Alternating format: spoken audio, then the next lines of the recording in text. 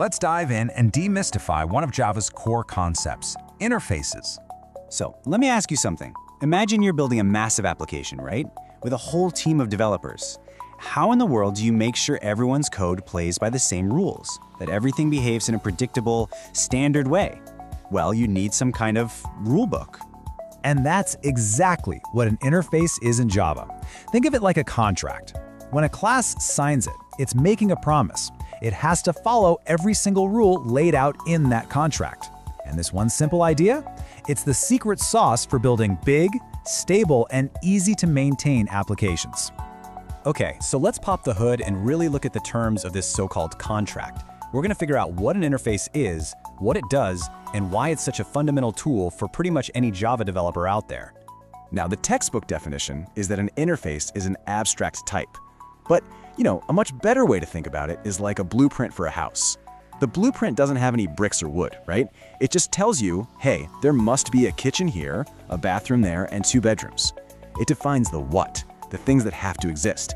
But it leaves the how, the actual construction, up to the class that's building it. Okay, let's look at a super simple example. We've got this animal interface. The contract is dead simple. If you want to be considered an animal in our program, you must have a sound method and an eat method. But notice, there's no code inside them. It's just a list of requirements. It doesn't say how to make a sound or how to eat. That's the contract in its purest form. All right, so we've got our contract. Now what?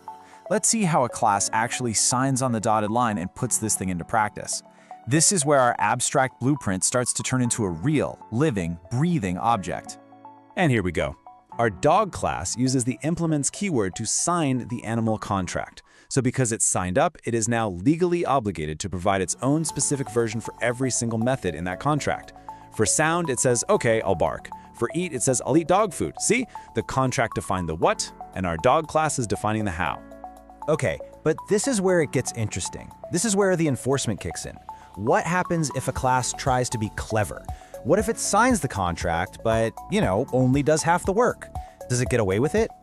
No way, not a chance. The Java compiler basically becomes your strict contract lawyer. Look at this cat class. It says it's an animal, and it provides the sound method, but it conveniently forgets to implement the eat method. And what happens? Bam, a compiler error. The compiler just stops dead in its tracks and says, nope, you broke the contract.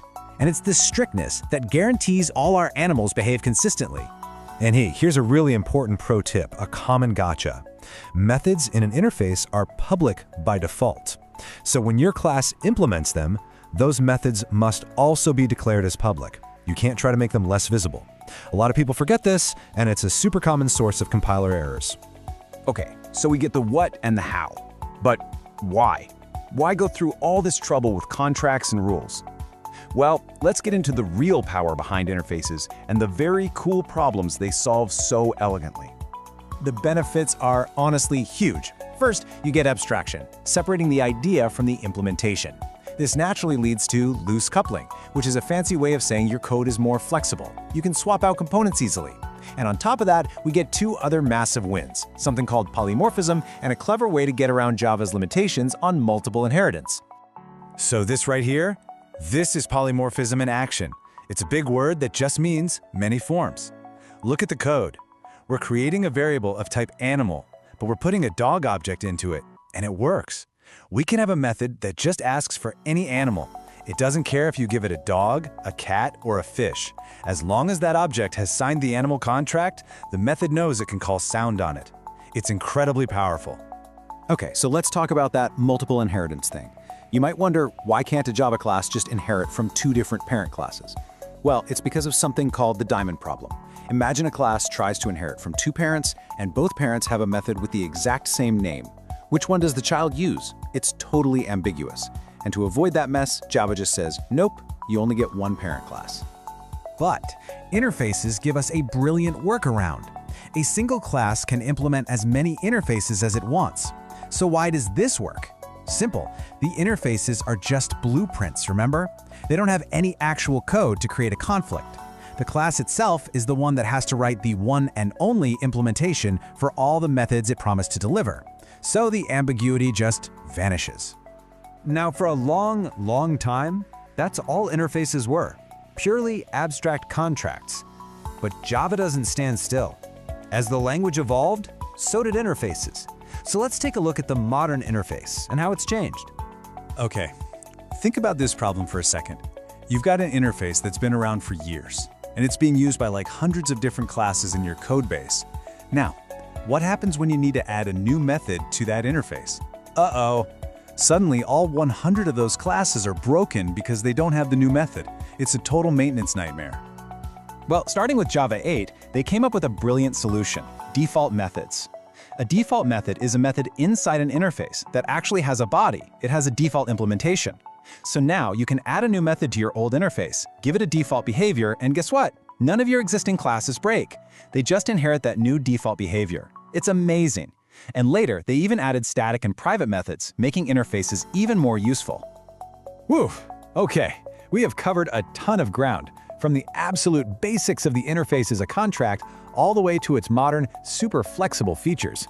So let's do a quick recap of the most important takeaways. All right, here's what you need to remember. 1. An interface is a contract. It's a strict set of rules. 2. It gives us abstraction, separating the what from the how. 3. It's Java's secret weapon for achieving a form of multiple inheritance. And 4. Modern interfaces have amazing flexibility, allowing them to evolve without breaking old code. Okay, your turn. To really make this sink in, I've got a little micro challenge for you. Go ahead and pause the explainer, pop open your favorite code editor, and try this out. Create a vehicle interface with 2 methods, start and stop. Then, create a car class that implements that vehicle contract. Give it a shot. And all this talk about abstraction naturally leads to a really important question. Interfaces are amazing for defining what a class can do, but they're not the only tool in the box. So, when should you reach for an interface, and when should you use an abstract class? That's a big one, and it's exactly what we're going to break down next time. See you then!